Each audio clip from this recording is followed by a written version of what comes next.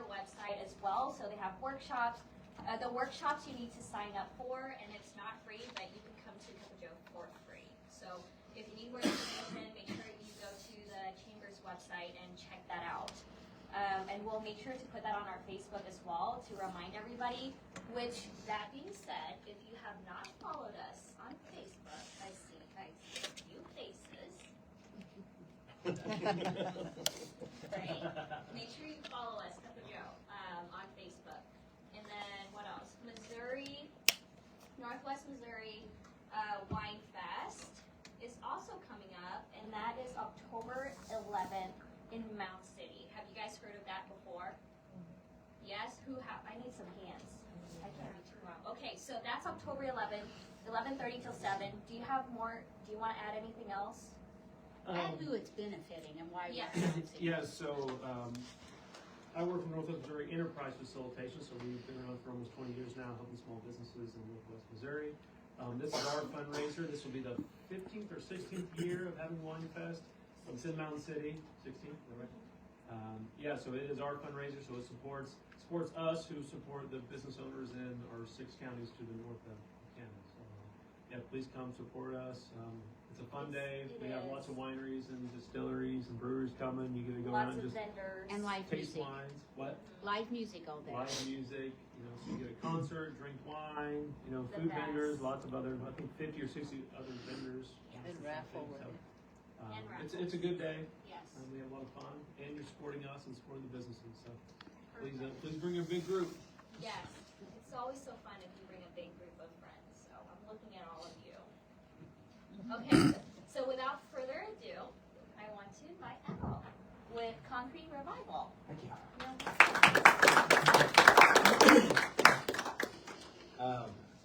I'm Al. Good to meet you all. I'll remember some of the names that I met this morning, but thanks for coming. Bear with me. I threw this together last minute. Yesterday afternoon, I changed my plans because Annette says, "Hey, you're going to present." Okay. So I own Concrete Revival out of Maryville.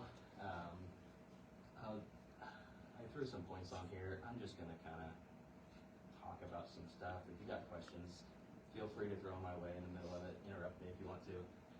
But what we do is decorative concrete. We do polished concrete, epoxy coatings, specialty coatings. I could go on and on about the different types of things that we do. I was talking about a little bit ago, talking about how we just kind of fill a need whenever one arises, and so it might turn from flooring to hazardous waste cleanup for specific clients or whatever. So we're really about just building relationships with clients. But we use propane and electric powered equipment that is like diamond grinders and shop masters to profile the concrete before we start. We install all of these different types of systems, and it's probably just a foreign language to you, but they all mean something in my world. Like ESD systems is electrostatic dissipating floor. If you have a lot of static electricity in your facility, these floors will actually ground out your equipment and help out. Just really, really fun stuff. Methyl methacrylate coating is like a super fast curing epoxy style material. But we try to stick to quality products. I've had products over the years that we've installed and then gone back and ripped up and removed because they just don't last. So I've gotten away from doing anything that I can't stand behind and warranty, and just feel confident about kind of where we started, or where I started, I guess. My parents built a couple houses when I was growing up, so I got to be involved in the construction process, which I loved. My mom would leave for work, and my stepdad she'd tell my stepdad, "Don't let the boys get on the roof," and she'd come home from work and he'd have us on the roof, sitting on the roof, and he'd be out doing something else. So I love construction, I love the industry, and just had a lot of fun with it. In college, I worked for a contractor, just he taught me a lot.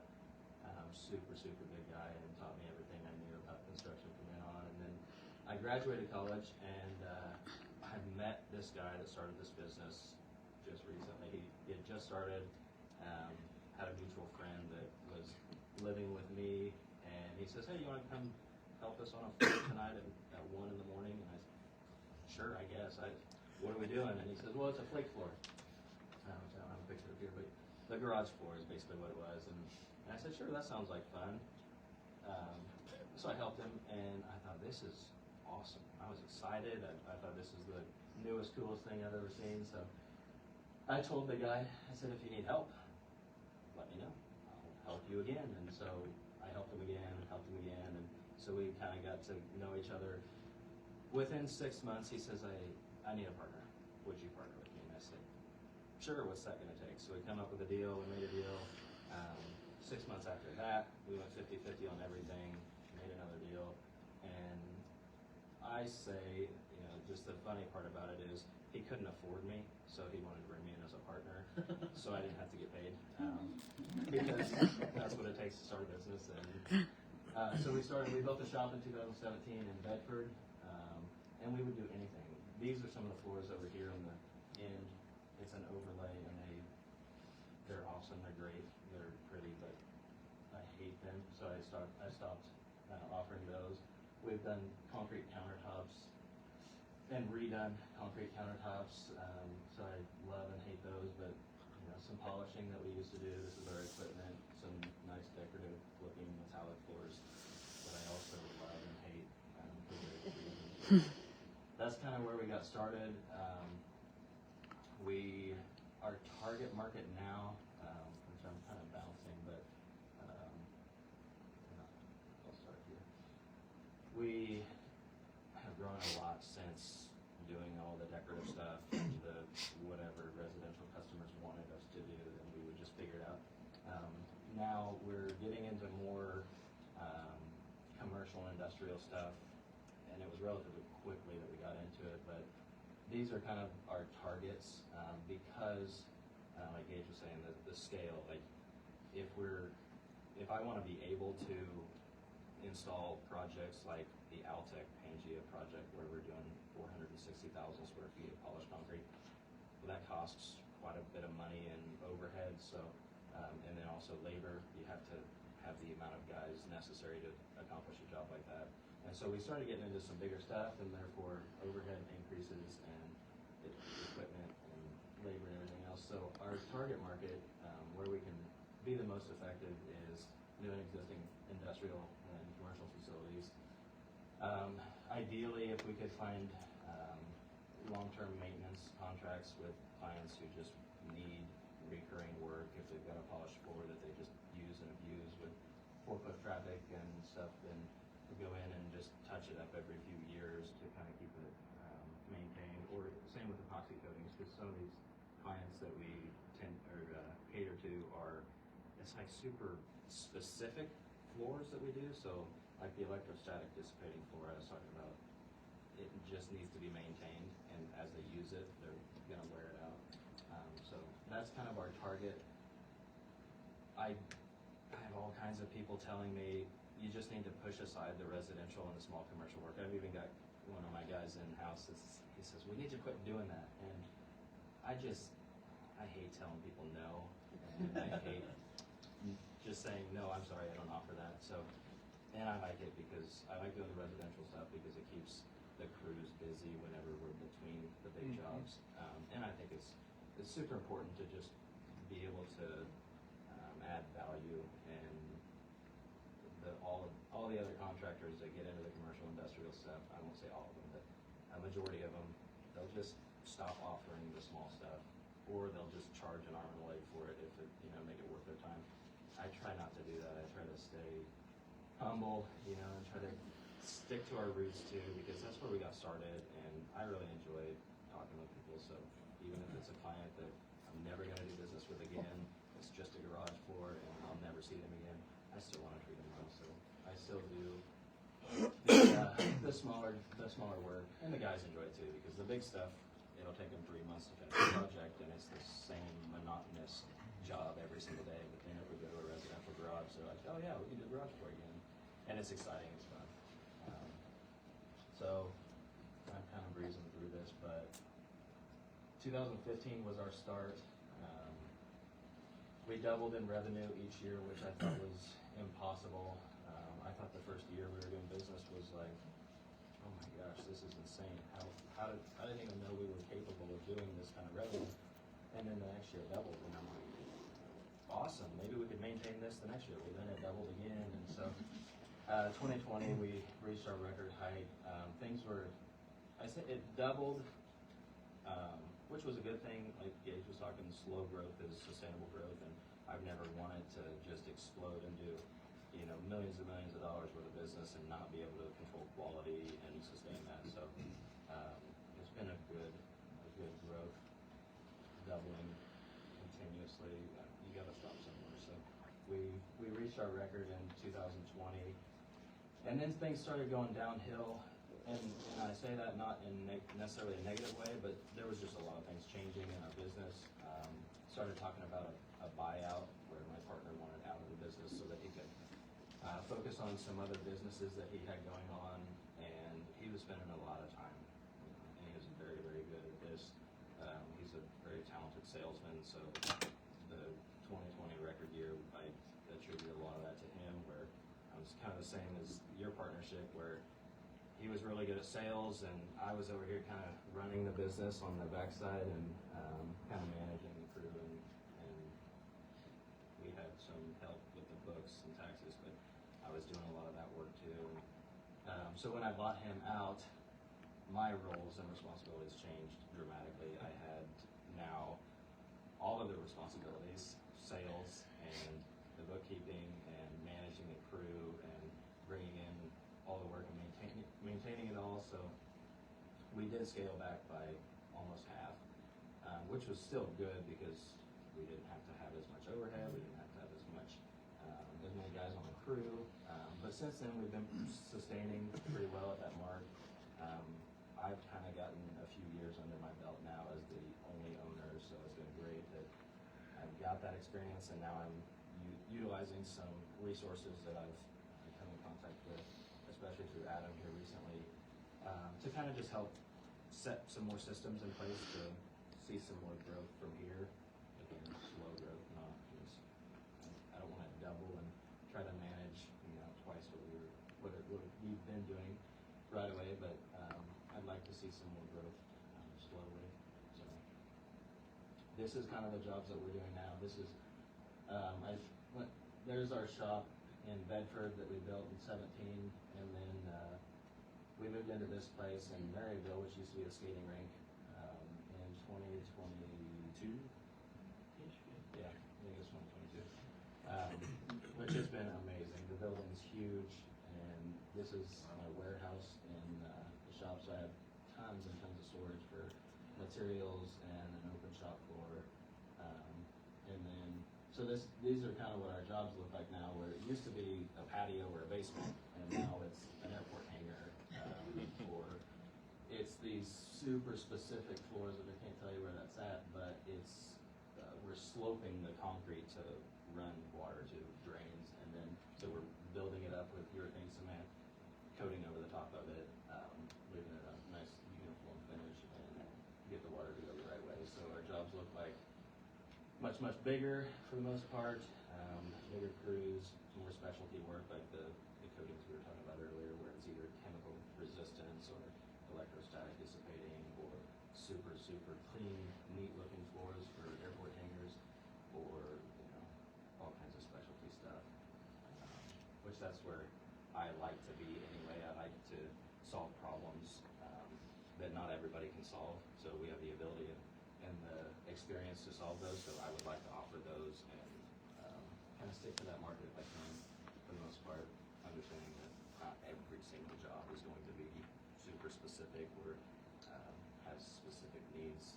There are going to be a lot of them still that just your run-of-the-mill epoxy floor, or just go in and polish a shop floor.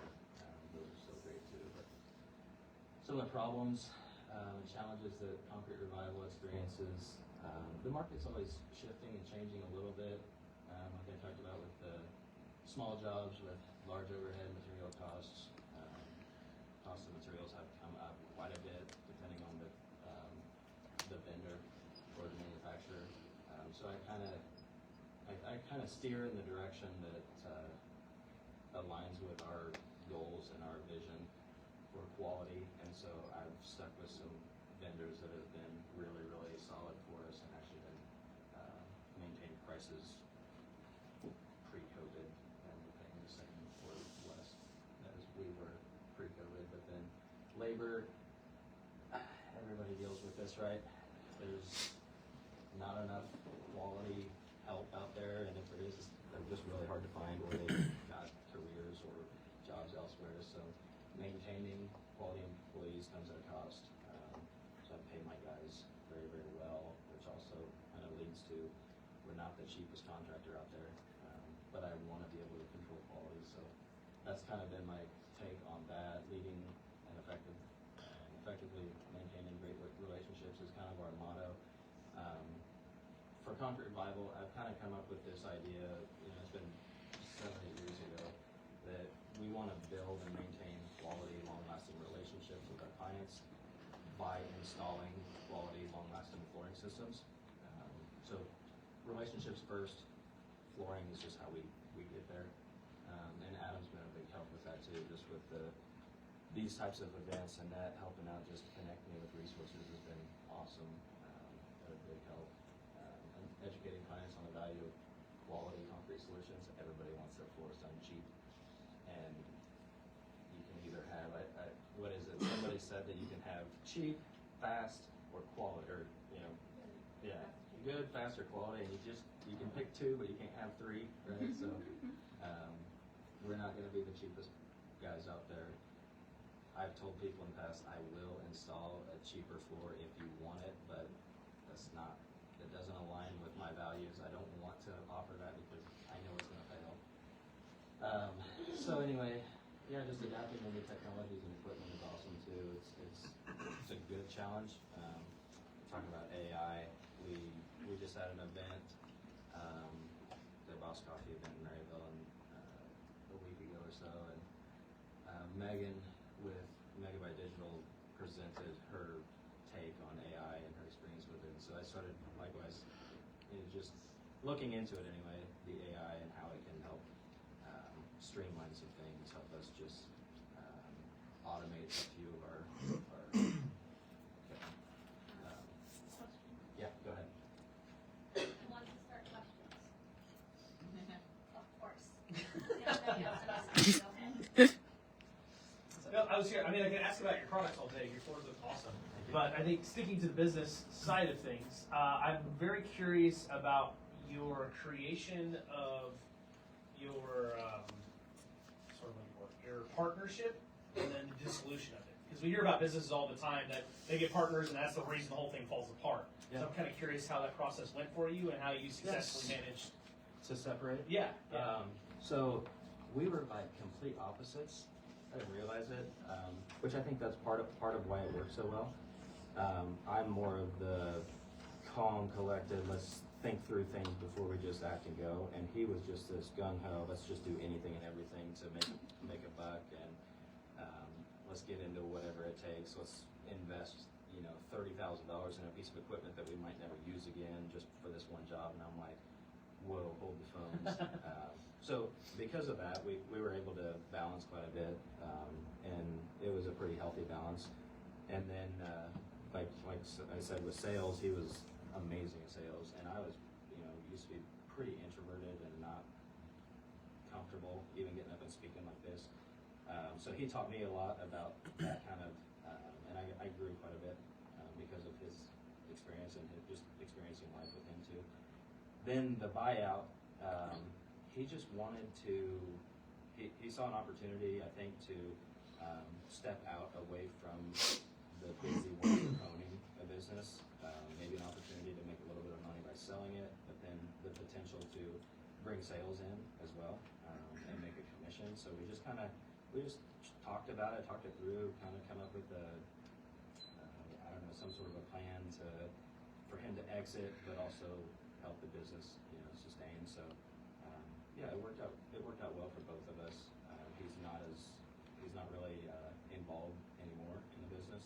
It's been a few years ago, so he's on to bigger and better things that worked out well for him. He's out of town too, so it worked really well. It took a lot of arguing and a lot of just back and forth with how are we gonna do this?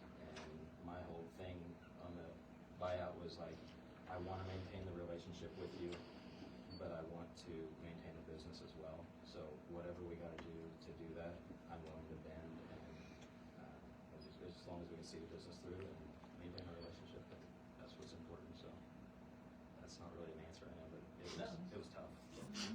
Yeah. Got a couple things. If you're, I know it's not your target market right now, but it would be ideal for me to find somebody in that market, and we'll be building a house. Okay. And we're gonna wanna do concrete floors. Yep. And so, probably can't answer it directly, but about how far out, if you do a commercial job, are you planning right now?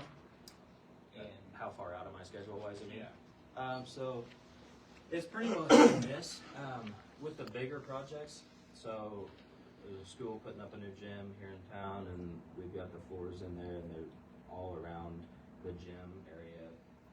Those projects are scheduled months in advance, which is great. So I've got a few of those that are scheduled out, and then all the smaller commercial work that's just kind of, hey, we're ready whenever. I'm usually capable of getting there within a couple of weeks because Okay. I try to leave the schedule flexible enough, and not to be, I don't know. I'm not gonna tell you that I'm 6 months out whenever I can show up in 3 weeks and do your garage floor, because the fact is I can tackle all the small stuff because I've got the overhead and I've got the labor available. So usually I'm pretty quick. and you're specifically talking about the top coating or how you want it to look, not the floor itself. Right. There's flat work contractors, that's Yep. not me. Yep. They'll place it, they'll finish it, they'll cut it, we'll Yep. come in 30 days later at, soonest, and grind it, shot blast it, and coat it, polish it. Okay. Yep. Awesome. Okay, I think you mentioned before hard or seamless, or how did that go moving? I mean, that's states. Yeah, so it sounds like a massive undertaking, right? Mm-hmm. That's what I thought too. No? No. Oh. I used to always think that about just moving, from one state to another. I moved to Nebraska for a little while because my wife went to OT school at Creighton, and so we were up there. And how are we going to do this? You just move, and there's just a few things to figure out, and it's easy. The business, I thought the same thing. I'm an Iowa LLC, but now I'm doing business in Missouri. What does that look like? I'm still fighting it because I made the mistake of thinking that it was a big deal. Oh. It's really not. Okay. I'm a pretty organized and maybe a little OCD, so I want things to be just accurate and right and in line. So I thought I had to change with the Secretary of State on my business filings, and so I made a mess out of it. But really, it's not too hard. So ask an advisor or a CPA or bookkeeper, and there's really not too much to it. Nice. Yeah. Appreciate your bio, well written. Secondly, as far as the epoxy coatings, I've done a little bit of that work myself on my own house. One of the challenges that I find is that the epoxy has a way of deciding when it's going to dry properly so that you can put on the second layer, the finish coat. And are there new products coming out that are either a shorter window or a longer window, so you don't have like a 10-hour window so that you got to get up in the middle of the night to put on the second coat? Yes, there's all kinds of products. Some of them are designed to cure quicker. Like an MMA coating is designed, it'll cure almost no matter the temperature, humidity, and all the factors that make a difference within an hour. I put some stuff down that was a brand new product that the manufacturer didn't even, they told me, well, we don't even really know much about this, so we don't know the health side effects if you were to inhale or ingest or get on you. We don't know what that's going to do. We don't know how it's going to react to this and that. So I'm like, I don't know. This is what they have to have then? Yeah, this is the product. So it cured in 20 minutes. That's the problem when it's in the bucket. Yes, it's huge. And so you go through rollers and brushes Very and stuff. fast. Every 10 or 15 minutes they're getting hard and you got to pull them off, put a new one on without stopping. But yeah, humidity, temperature, the humidity in the slab, Yes. the temperature of the slab, all of that stuff makes a difference. So like you'll see a lot of these garage floor companies will, I don't know if I should say this online, but I will. A lot of these guys are saying that you need to put down these coatings that will cure really fast so that they can get in and out of your garage in a day. I have a problem with that because of the bond to the concrete. I tried something as a test and I don't like it. I don't like doing that. I like a quality product that's been proven for decades where a slower cure is better. So yeah, you just manage the expectations of the product that you're using and read the data. Do what you can to plan ahead. So, yeah. So when we talked on Monday, yes, this was short notice. Thank you for stepping in. We had the opportunity. But you said you already do business in St. Joseph and the region and you'd like to do more. So how can we help you? Who do you want to be connected to? What's that look like? So yeah, like I said, our target market is, well, there we go. Manufacturers, facilities that are existing or new facilities going up, general contractors. I have relationships with a lot of them. Some of them not as good of relationships as I would like, or I haven't been able to spend as much time on it. But what you guys can do, aside from just sharing the word about Concrete Revival being an option for floor coatings and polishing, is just connecting me with your flooring needs or friends and family. And like I said, I don't mind taking a phone call from a residential client that's got a 400 square foot project, because that person might know somebody and that person might know somebody, and as long as it's just like, word of mouth helps me a ton. So, but yeah, connecting me with plant managers, engineers, maintenance directors for these facilities would be great. It's sometimes hard to just go knock on a door or make a phone call and get a meeting with a plant manager, because most of them just don't take the time to do that. They wouldn't be able to get anything done if they did. So yeah, just kind of check out our services online and email me if you have any questions. Don't be confused. There is no M on .co. It tricks everybody. I wish I'd have spent the money, but I didn't buy that M because it was ridiculously expensive. It is .co, and your email will actually add the M for you. So yeah, just spread the word about us and share us, and give me a call if you have any needs or just have questions. You sell product direct for DIYers? Sure. Okay. I don't advertise that I do that, but I've done that many times in the past too. Because you can go to the store and buy it off the shelf, and it's not a bad product. But if you call me, I'll explain to you how to make those products work. It's all about the prep work. So. And that's very important. Yeah. One last question. How far is your region, and just to Oh, confirm, yeah. you still do residential? Great question. We started doing some work for some facilities here in St. Joseph in 2016, and because we had such a good relationship with them and did such a quality job for them, they said, "Hey, we've got a plant in North Carolina. Would you go?" And I'm like, "Sure. Here's a quote." And they, yep. So we went to North Carolina. Vendors would recommend me to clients in Michigan, Phoenix, Western Nebraska, Wyoming, Colorado, all over the place. So we've been sticking pretty local to the Lincoln, Omaha, Des Moines, Kansas City, and we do a lot of work here in St. Joseph too. So it's pretty local anymore the last few years. So we haven't traveled too much, but willing to.